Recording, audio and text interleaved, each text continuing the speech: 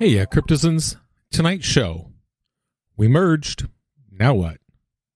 It's 10 p.m. Pacific. The date is September 15th, 2022. Welcome back to the Crypto Overnighter. My name is Nicodemus, and I'll be your host. The cover model, mascot, and co-host for this podcast is Tex. And together, we take a nightly look at the crypto, NFT, and metaverse space and the industry that surrounds it. Do you have questions or comments? Come find us on Twitter or email us at nick@cryptoovernighter.com. In any case, nothing in this show should ever be considered financial advice. So the merge happened last night, seemingly without a hitch. I know when they put the Bellatrix upgrade in place, there was a bit of concern. There were a couple of bugs and hiccups, but not much. I haven't heard much of anything as far as the merge goes, at least not from a technical point of view. And so it seems that the Ethereum is the first blockchain to convert from a proof of work to proof of stake. In fact, the first blockchain of size to switch consensus mechanisms post-launch like this. They didn't have to stop the Ethereum blockchain to do it either. In fact, they didn't even slow down. And while I say that, the price action on Ethereum doesn't seem to be reflecting that level of success. In fact, Ethereum has been dumping steadily of late. From a high of near 1,800, it plunged down to the 1,600 range on the 13th of September. And it was stuck trading in that 1,600 range in the hours up to the merge. Anyone who was sick of seeing Ethereum trade in that range, they soon got what they wanted, although maybe not the way they wanted it, because Ethereum plummeted again on Thursday, merge day, falling as low as 1460 in the course of an hour. Since that time, it's been trading pretty flat in the 1480 to 1520 range. But not everything is price. Some things you cannot buy, in theory anyway. That said, Rostin Benham seems to be approving of the merge. Now, Benham is the chair of the Commodities Future Trading Commission. He's not 100% happy, but I'm not sure that he's ever going to be. Now, he feels like the merge was a step in the right direction, but that it might not be enough. Now, what does he mean by that? Well, just that even though the merge dropped Ethereum's energy consumption down 99%, it might not be good enough. That legislation might be needed to address the problem. He was speaking on the day of the merge before the Senate Ag Committee. Minnesota Senator Amy Klobuchar brought up the environmental impact of crypto mining. Now, he didn't call it out by name, but Benham said that the specific bill that they were working on would need a report, one on energy usage that could be used in future policy discussion around, quote, incentives to move away from carbon-intensive energy sources. Now, remember, we're talking about the government, and the government uses incentives that are fun, like tax breaks, and incentives that are not fun, like prison or fines. So Benham said, quote, we've heard all the statistics about the amazing amount of energy used to mine coins.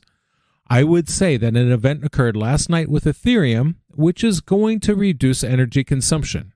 A step in the right direction, but certainly not resolving the problem. Now, the bill he was talking about at the time was the Digital Commodities Consumer Protection Act. This bill would greatly expand the CFTC's influence around the crypto market. So keep that in mind, because it kind of signals the way the wind blows, doesn't it? At the time of writing, the global crypto market cap is $961 billion. That's down 3.67%. The top 5 cryptos by market cap are Bitcoin down 2.34%, Ethereum down 10.13%. That's that sell the news dump. Tether, USDC, and Binance Coin down 2.05%. Change the code, not the climate. Have you ever heard of that? It's a campaign put on by environmentalist groups, and they want to force Bitcoin to follow Ethereum and change consensus models to proof of stake. And they're going to try to use Ethereum in their attempt to do so. Their plan is to sidestep the crowds. They don't want to convince everybody. Their strategy is to persuade a small number of people or firms or people who the campaigners claim have the ability to make the change or at least convince a critical mass of people to support it. So they don't have to convince everybody, just the right people. That's what they think. They get that idea from an October 2021 paper from the U.S. National Bureau of Economic Research. Quote, the top 50% of miners control almost all mining capacity. Top 10% control 90%, and just 0.1% control close to 50%. And that the largest 50 to 60 miners controlled at least half of all Bitcoin mining capacity. So they're thinking they don't convince everybody, that they don't have to. But they think that if they get the leaders in the Bitcoin community on board, they'll be able to start the conversation. So you know they're going to be out in full force, using targeted pressure on people to campaign for this change. The Environmental Working Group, along with Greenpeace and Ripple founder Chris Larsen, put out a statement today. In that statement, they wrote, quote, Ethereum's energy-efficient merge leaves Bitcoin as lone cryptocurrency climate polluter. Now, as an example, recently, Greenpeace has called out Fidelity. This demonstrated perfectly because Greenpeace is pressuring Fidelity to push to change Bitcoin. And keep in mind, the White House has recently voiced harsh criticism. They made it clear in a recent report that they are not a big fan of Bitcoin mining. Kyle McDonald is an independent researcher. Now, he is predicting that the Bitcoin network will be, quote, regulated away. Well, of course, that would cause its collapse. His words, not mine. Citing concern about climate crisis and because, quote, Bitcoin doesn't have the coordination, like Ethereum, to leave proof of work, it could be the first to be regulated away. And so he believes now that we are in a post-merge world. Investors and regulators will both want to support a less energy-intensive method for consensus. Now, Chair Gensler from the Securities Exchange Commission also spoke about Ethereum on Merge Day. And if you thought for 1 second that Gensler was just going to let up on Ethereum just because they managed to reduce their environmental footprint by 99%, you would be mistaken. No, in fact, Gensler was speaking about proof-of-stake blockchain. Specifically, he was looking at how they generate new coins for investors that pool their holdings. He feels like that kind of staking is too much like an investment contract. Now, he said he wasn't speaking about a specific coin, but come on, it's clear he wants to take on staking. But some people can't let go of the past, and there are exchanges that are here to help them out. And here's what I mean. FTX and Bybit, they have already launched spot trading for a proof-of-work Ethereum. And when I say that, I don't mean Ethereum Classic, which right now is the only real Ethereum on proof-of-work, at least for now.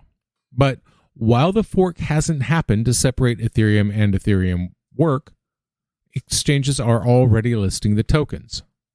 Do I need to say it? Be very, very careful with this one. All right. Right now we're looking at FTX, FTX US, Bybit, Gate.io, and MEXC Global. 5 exchanges where they're trading this. It's kind of an IOU version. Here's what I mean. If you go to FTX, you'll see a disclosure. It says, quote, FW represents the potential canonical Ethereum proof-of-work token. If FTX determines no such token has emerged, the token will settle to zero. FW is very volatile and may lose much of its value. Please take the time to research the risks involved in trading this product. Now, Ethereum POW is the community that's advocating for the proof-of-work version of Ethereum. They released a list of mining pools that will continue mining Ethereum after the mainnet launch. Now, right now, it looks like 19 different operations, including F2 Pool, Poolin, and Ant Pool. And this is an international affair. Peaceful. Wars be damned. Because you have UA Pool from the Ukraine mining right alongside a couple of Russian-linked pools like Pool Moscow. So they brought out some big guns on this one. F2 Pool is the second largest Ethereum mining pool as measured by blocks. On the other hand, the biggest operation, Ethermine, they opted out. They decided to shut down their mining pool services due to the switch. They put out an announcement that they were switching to withdrawal-only mode. Instead of mining, they plan on setting up an Ethereum staking service. Now, as we like to do on this show, let's take a look at the numbers. At the time of writing, FW has a 24-hour volume of just shy of $80 million. But to be fair, it hasn't been a full 24 hours yet, so I don't know yet at this point what that number will finish out at. Now, yesterday, FW was trading at $60.68. Right now, it's just below $10 each. So, the passage of time has not been kind. The global NFT market cap is up 6.4%. According to CoinMarketCap, the top 5 NFT collections by sales volume are CryptoPunks, followed by Antibodies Tay Keith, Bored Apes, Mutant Apes, and Other Deed. Now keep in mind, some of these collections have very volatile prices, so do your own research. However, time was much kinder to the price of Ethereum on the futures market. Now, there had been a gap in the price of futures and spot Ethereum. That difference has dropped from $20 to almost zero. That's right.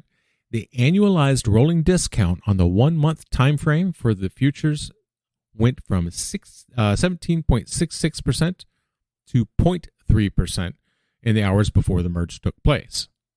Meanwhile, 3-month futures traded at par with spot Ethereum or with a slight premium. Now, what does that mean? Well, it indicates to me a strong optimism for Ethereum's future, because you buy it at a low price now and then lock it in for 3 months because you think it's going to trade for more in those 3 months than it will today. That's typically how it's supposed to go to represent the value of time, if it's healthy.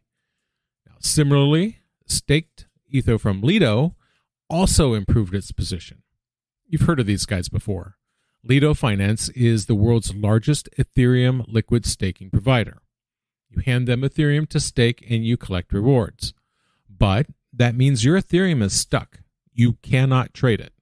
In fact, it will not unlock until the next software update, the Shanghai upgrade. And literally nobody knows when that's going to be.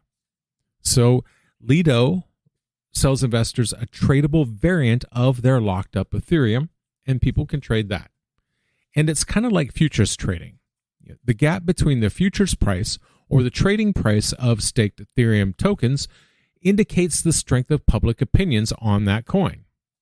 So if people think Ethereum is going to go up in the future, they buy now. If they're scared that the price of Ethereum is going down in the future, they sell now. And since they aren't selling the real thing, they sell it at a discount. Now, a week ago, that discount was 5%. So you could buy $100 worth of Lido staked Ethereum tokens for $95, which is a pretty good deal if you can afford to hold on to it until it gets to a higher price. Just before the merge, that gap dropped to 3%. This is according to data from CoinMarketCap. Now, the difference now is 1%, which is the smallest that gap has been in 4 months.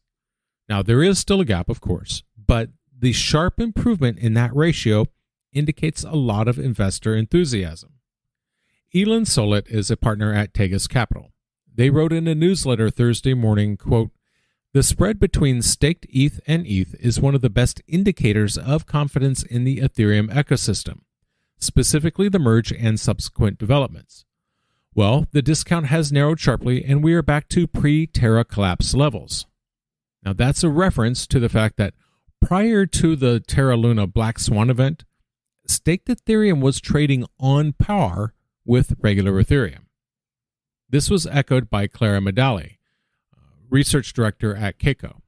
Quote, The successful completion of the merge has alleviated the immediate risk that came with holding liquid staking tokens, causing a near instant recovery in prices. So, now what? Vitalik Buterin talked a bit about the future of Ethereum during the merge watch party. He said, quote, "This is the first step in Ethereum's big journey towards being a very mature system, but there are still steps left to go." Ethereum's not done, so to speak.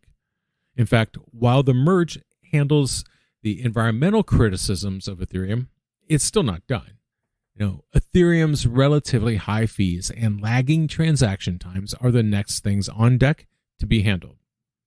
The sharding will help with transaction times and high fees by splitting up the network into different tracks or shards, kind of like lanes on the highway. I'm going to close with what Buterin said about the current state of Ethereum. Quote, "To me, the merge just symbolizes the difference between early stage Ethereum and the Ethereum we've always wanted to become. So, let's go build out all our other parts of this ecosystem and turn Ethereum into what we want it to be." And that's going to bring us to the end of the day. I want to thank you, my listeners, because when you stop listening, I will stop talking. Take care of yourselves, but take care of each other too. We'll see you tomorrow night.